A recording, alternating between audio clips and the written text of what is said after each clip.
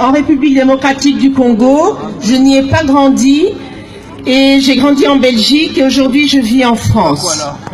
Quand j'ai installé Internet dans ma maison en 2004, j'ai découvert que dans mon pays d'origine, il y avait une guerre économique qui avait déjà fait plus de 5 millions de morts.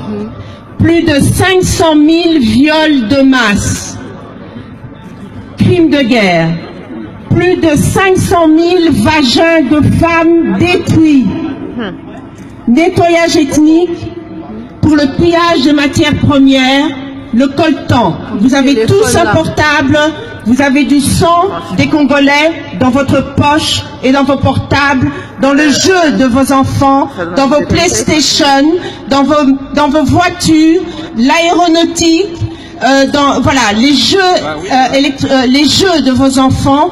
Nous avons tous du sang des Congolais dans nos portables.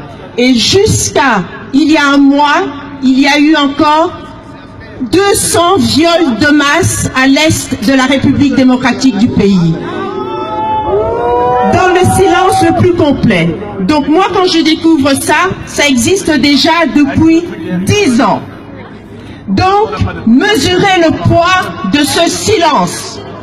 Alors quand on massacre dans la salle de rédaction de Charlie Hebdo, je suis choquée. Choquée de quoi? Choquée des mots qu'on utilise. Charnier, barbarie, terrorisme, on n'acceptera pas ça. Le silence tue. Tous ces termes, on les entend depuis 20 ans chez moi. Ça fait 20 ans que le silence tue. Ça fait 20 ans que nous militons. Ça fait 20 ans que pas un seul jour ne passe sans que les militants des droits humains de la République démocratique du Congo, 7 fois la France, 80 fois la Belgique, son pays colonisateur, n'envoient des SOS, des rapports aux Nations Unies, réclament un tribunal pénal international depuis 1993. Nous connaissons nos agresseurs. C'est une guerre économique. Le Congo n'est pas en guerre. On tue, on massacre, on viole des bébés de 9 mois aux grands-mères de 70 ans passés.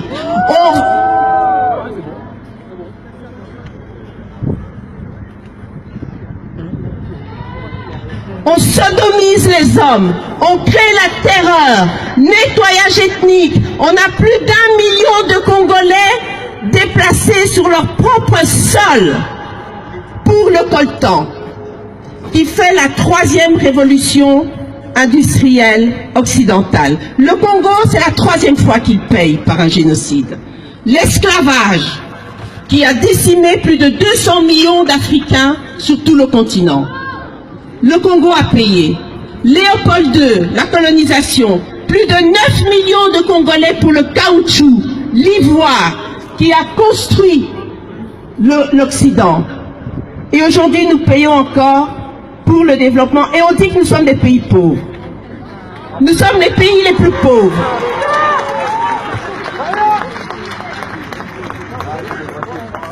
Donc, 20 ans de silence. 20 ans de silence à essayer de sensibiliser nos frères africains pour leur dire attention, ce qui nous arrive va arriver chez vous. C'est arrivé en Côte d'Ivoire. Avant le Congo, c'était le Soudan. Tout ça n'est pas du hasard. C'est arrivé en Côte d'Ivoire, au Mali. Maintenant, c'est la Centrafrique qui est au nord. Toutes ces divisions de nos pays, ce n'est pas un hasard. C'est vrai. Informez-vous. Ce n'est pas les masses médias qui vont vous informer. Ce n'est pas la voix de l'Afrique. Nous ne voulons pas du monde qu'on prépare. Je n'en veux pas pour mes enfants. Je suis française. Je ne veux pas de ça pour les petits Français. Je suis congolaise. Je ne veux pas de ça pour les petits. Toute cette haine qu'on prépare pour la génération future. Je ne veux pas que mon enfant, parce qu'il a la peau noire, demain, pour protéger la terre de ses aïeux, commence à s'attaquer à son ami d'enfance parce qu'il est blanc de peau. Parce que le fait, il est là. On nous réduit à cela. Refuser, c'est pour ça que je suis heureuse que ce soit des jeunes qui organisent cela. Il faut que les jeunes, il faut bouger, refuser ce monde qu'on vous prépare, parce que nos enfants ne se laisseront pas faire. On nous a massacré plus de 8 millions de morts, et les criminels sont venus ici dire « je suis Charlie ».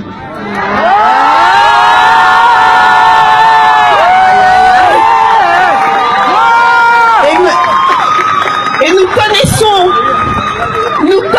nos agresseurs. Ceux qui nous violent ne parlent aucune langue du Congo. Ce sont les petits pays voisins, lourdement armés par la communauté internationale. Lisez les rapports des experts de l'ONU. Ah non. Il y a des hommes ici qui ont parlé. Ils n'ont pas arrêté de parler. Les hommes, je suis une femme, je parle. Parce que les femmes congolaises...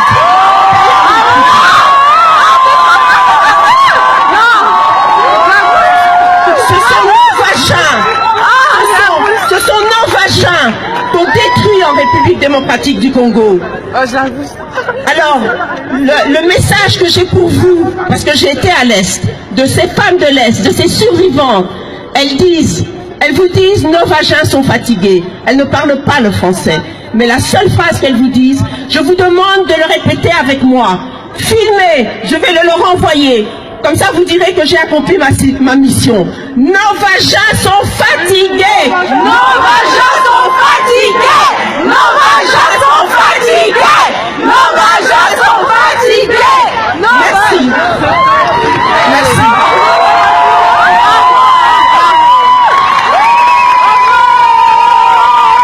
Et tout cela, tous nos gouvernants sont au courant. Tous nos gouvernants sont au courant. Donc maintenant, nous devons demander des questions à nos élus. Pourquoi vous taisez-vous? Vous nous avez dit que pour Charlie, il ne fallait pas se taire.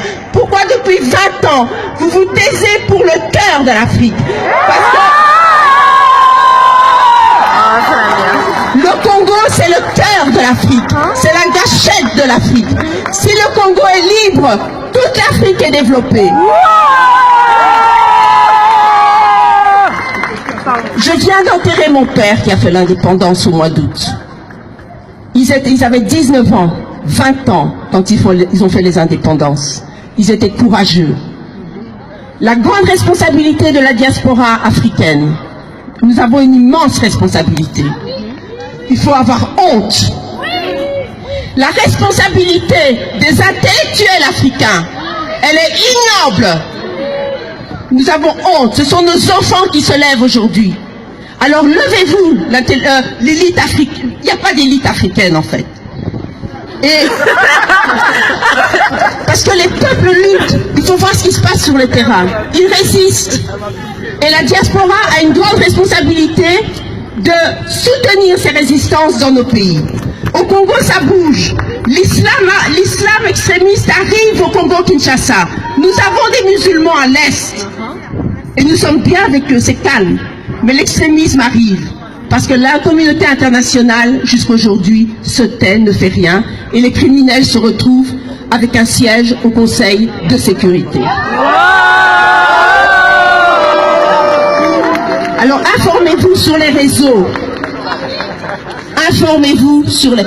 Téléchargez tous les rapports des experts de l'ONU sur le site de l'ONU, RDC, et vous allez comprendre ce qui se passe dans tous les pays africains. Parce qu'en fait, c'est un seul grand pays, l'Afrique. Nous avons tous la même culture. Notre racine, c'est l'Égypte ancienne. Comme la Grèce est la racine de l'Europe. Hein? Mais il est parti chercher en Égypte. Donc j'ai fait du latin et du grec, hein, donc je peux en parler.